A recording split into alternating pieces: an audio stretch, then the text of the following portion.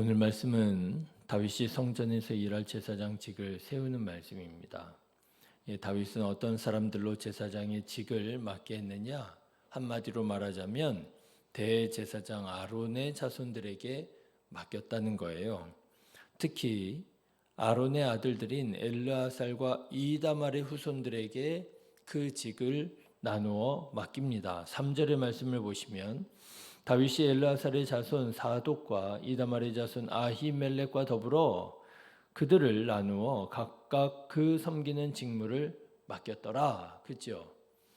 다윗은 엘르아살과 이다말의 자손을 통해서 제사장직을 다시 세우게 됩니다. 그래서요, 오늘 본문 중에 7절부터 18절까지의 말씀을 보시면 많은 사람들의 이름이 등장하는데 이 사람들이 다 누구의 후손이냐? 아론의 후손들이에요. 특히 아론의 셋째 그리고 넷째 아들인 엘르아살과 이다말의 후손들이 이렇게 쫙 나와 있는 것이지요. 여러분 생각해 보십시오. 이 후손들이 하나님의 성전의 제사장직을 감당하게 되었으니 이 얼마나 귀한 일입니까? 얼마나 복된 일입니까? 예전에는 그런 얘기를 조금 심심치 않게 들었었던 것 같아요. 이제 기도 열심히 하시고 신앙생활 열심히 하시는 성도님들 중에서 우리 가문에서도 하나님을 예배하고 섬기는 그런 목회자가 나오면 좋겠다. 이런 꿈을 가지고 이런 기도의 제목을 가지고 신앙생활 하셨던 분들을 심심치 않게 봤던 것 같아요. 또 그런 경우도 있지요. 기도 열심히 하시고 하나님을 사랑하는 성도님들 중에서 내가 드릴 거는 없지만은 내가 첫째 아들만큼은 내가 목회자로 하나님께 드렸으면 좋겠다 서원하고 그렇게 신앙생활 하시는 그런 분들을 볼 수 있었잖아요. 그게 왜 그렇습니까? 귀한 일임을 알기에 그것이 쉬운 일, 평탄한 길은 아닐지라도 그 일이 너무나도 귀한 일임을 알기에 그렇게 하나님께 쓰임 받기를 하나님께 드려지는 삶을 살기를 서원하고 원했던 거 아니겠어요? 그런데 엘르아살과 이다말의 후손은 시간이 오래 지난 후에도 이렇게 하나님께 드려져서 쓰임받고 있으니 이 얼마나 귀한 일입니까?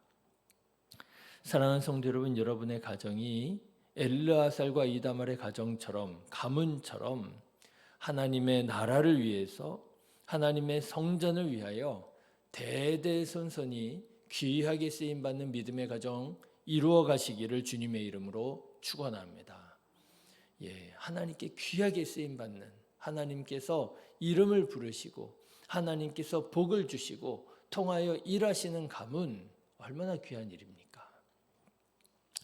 자, 그런데 여러분 여기에서 한 가지 좀 궁금한 점이 있습니다. 다윗은 왜 이 귀한 제사장의 직분을 수많은 사람들과 가문들 중에서도 유독 엘르아살과 이다말의 후손으로 세웠느냐라고 하는 거예요. 여러분 높은 지위에 올라가면 힘이 생기잖아요. 그런데 그 힘 중에서도 힘이 어떤 힘이에요? 소위 인사권이라고 하는 힘이 생깁니다. 그럼 인사권이 생기면 어떻게 돼요? 그동안 나를 도와준 사람들에게 보답하는 차원으로 그리고 어차피 그들이 또 이렇게 코드가 맞는 거잖아요. 그들이 나를 잘 이해하고 있고 내가 무엇을 원하는지 나의 철학이 나의 방향이 무엇인지 알기 때문에 그들을 귀한 중요한 어떤 보직에 임명을 하게 되지요. 그래서 그동안 나를 도와준 사람들에게 어떻게 하는 거예요? 보답하는 거잖아요. 그동안 내가 야인으로 있을 때, 그동안 내가 힘이 없을 때, 내가 그만한 어떤 직위에 있지 않을 때, 그때 나를 이렇게 한결같이 내 옆에 있어주고 나를 도와줘서 참 고맙다고. 그런데 이제는 이런 직분에서 나를 좀 도와달라고 그러면서 인사권을 가지고 그 사람들에게 자리 하나씩 이렇게 마련해 주는 거, 그런 일들이 비일비재하지 않습니까?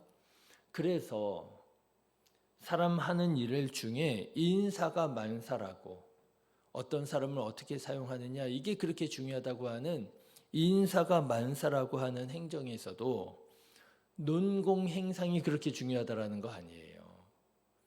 그동안 나를 위해서 헌신적으로 일해준 사람들에게 보답하는 거, 칭찬하는 거, 격려하는 거, 그게 그렇게 중요하다는 거 아닙니까? 논공행상에 실패하면 인사가 제대로 이루어질 수가 없고 힘을 유지하기가 어려운 것이지요. 그러면 여러분, 이스라엘에서 제사장의 직이라고 하면 그야말로 손에 꼽을 만한 중요한 그런 직분이었을 텐데, 다윗은 왜 이 귀한 직분을 엘르아살과 이다말 가문의 사람들에게 맡겼느냐라고 하는 거예요.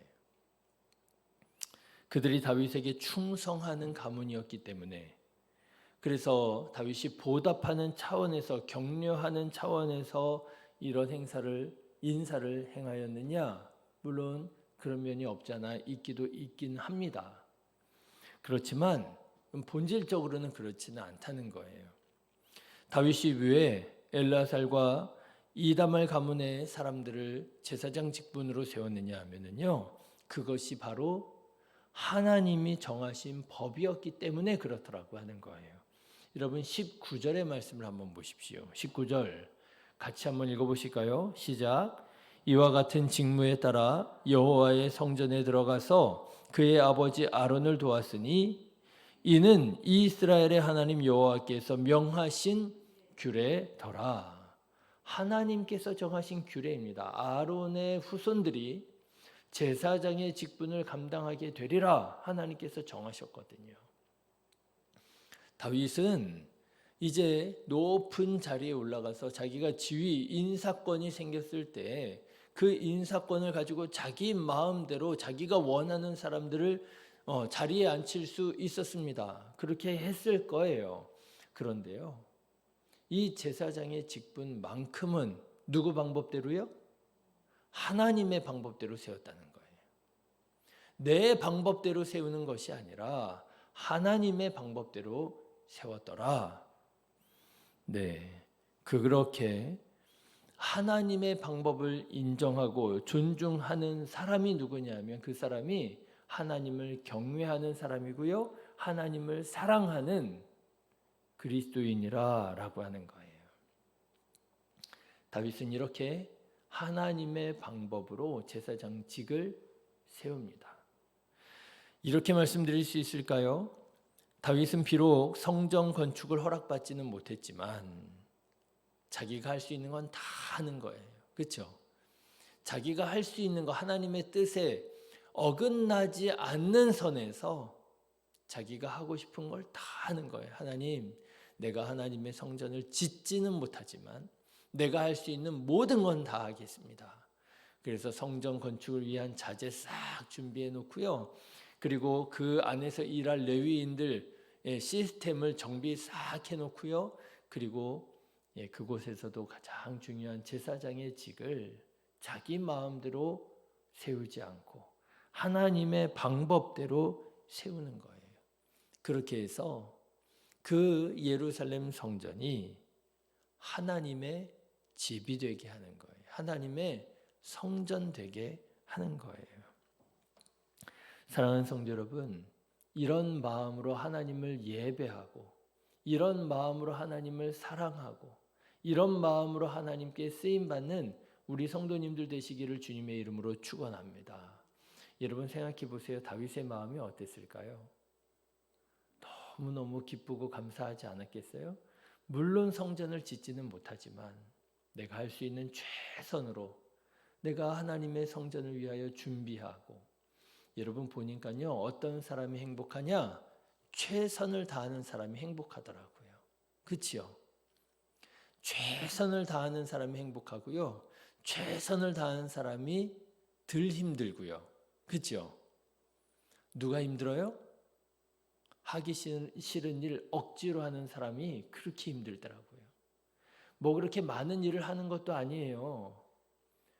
별로 그렇게 시간이 드는 것도 아니에요. 힘든 일도 아니에요. 그런데요, 하기 싫은 일 억지로 하는 사람 보십시오. 얼마나 힘들어하는지 몰라요. 그런데요, 아무리 정말 일이 많고 아무리 시간이 많이 들어가고 정말 어떻게 보면 밤을 꼴딱꼴딱 세워야 되는 일이라 할지라도 최선을 다하는 사람은요, 오히려 기쁘게 일을 하더라고요. 기쁘게 일을 하더라고요. 여러분, 다윗이 그런 거 아니겠습니까 지금? 그렇죠? 내가 할 수 있는 모든 걸 다 하는 거예요. 힘들었을까요? 괴로웠을까요? 아니었을 거예요. 또 뭐 할 거 없나? 내가 또 뭐 할 수 있는 거 없나? 하나님의 말씀을 어기지 않는 선에서 내가 할 수 있는 일이 뭐가 있을까? 신나고요, 기쁘고요, 감사했을 거예요. 여러분, 이렇게 하나님의 말씀에 순종하여 기쁨으로, 감사함으로 사명 감당하고 하나님께 영광 돌려드릴 수 있게 되시기를 주님의 이름으로 축원합니다. 그런데 저는 오늘 말씀을 준비하는 중에 빼놓을 수가 없는 사람들이 있었어요.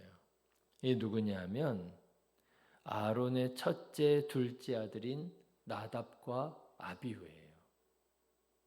이 사람들은 다윗과는 시대를 달리하는 사람들입니다. 다윗보다 오래전 400년 전의 사람들이에요. 시대를 달리하는 사람들입니다. 그런데 왜 나답과 아비후를 떠올리지 않을 수 없었느냐? 왜냐하면요, 시대는 다르지만 이 나답과 아비후는 다윗과 달리 어떻게 했어요? 자기 방법대로, 자기 마음대로 하나님의 일을 감당하다가 심판받아 죽은 사람들이었거든요. 제사장들이었어요. 오히려 엘르아살과 이다말보다 어떻게 보면 더 우선권이 있는 아론의 첫째, 둘째 아들들이었습니다. 실제로 그들도 제사장의 직분을 감당하고 있었어요. 그런데 이들이 어떻게 제사장의 직분을 감당했느냐? 하루는 하나님께서 정하신 방법대로 분향하지 않고 자기 마음대로 다른 불을 써서 하나님께 분향을 한 거예요. 하나님이 모르시겠어요? 사람들은 모를 수 있어요. 사람들은 모를 수 있어요. 그게 무슨 불로 어떻게 분향하는 건지 어떻게 알겠습니까? 그냥 분향하면 분향하나 보다 그럴 수밖에요. 그런데 하나님은 아셨거든요. 이놈들이 내가 정한 법대로 분향하지 않고 이상한 불을 써서, 다른 불을 써서 분향하는구나. 그 불 자체가 중요한 게 아닙니다. 뭐가 중요한 거예요? 하나님의 방법에 순종하느냐 불순종하느냐가 중요한 거죠. 사람들을 속인다고 나를 속일 수 있다고 생각하는구나. 그래서 하나님께서 얼마나 무섭게 심판하시는지요. 그 이상한 불로 분향할 때 하나님의 불이 나와가지고요, 이 나답과 아비후를 불살라서 하나님이 심판하여 죽이십니다. 그런데 그 정도가 아니에요. 여러분, 하루아침에 첫째, 둘째 아들을 아론이 잃어버리게 되었잖아요. 그것도 하나님을 예배하는 일에 있어서 얼마나 마음이 아팠겠어요. 그런데 하나님께서 뭐라고 그러세요? 아론에게 슬퍼하지 말라고 합니다. 그 아버지 마음이 얼마나 힘들었겠어요. 어려웠겠어요. 그런데 하나님께서 슬퍼하지 말라고 합니다. 하나님께서 정말 엄히 심판하세요.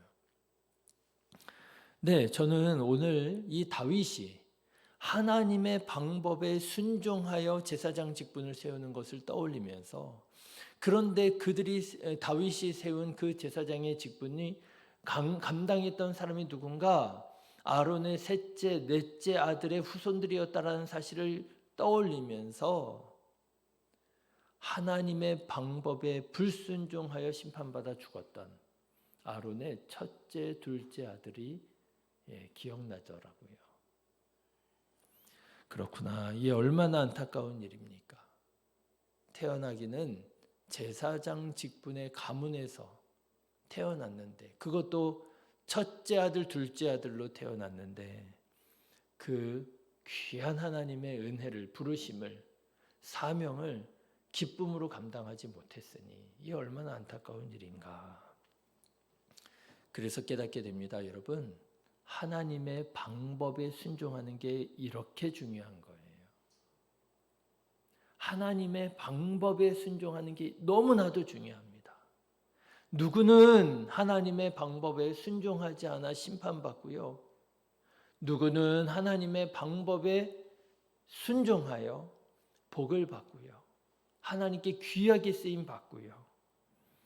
여러분은 어디까지 순종하고 계십니까? 하나님의 방법에까지 순종하는 자 되시기를 주님의 이름으로 축원합니다. 그렇다면 하나님의 방법이 무엇일까? 성경을 보니까요, 어려울 게 없더라고요. 하나님의 방법은 믿음과 사랑이더라고요. 그렇죠? 하나님께서 늘 물어보시잖아요. 내가 믿느냐?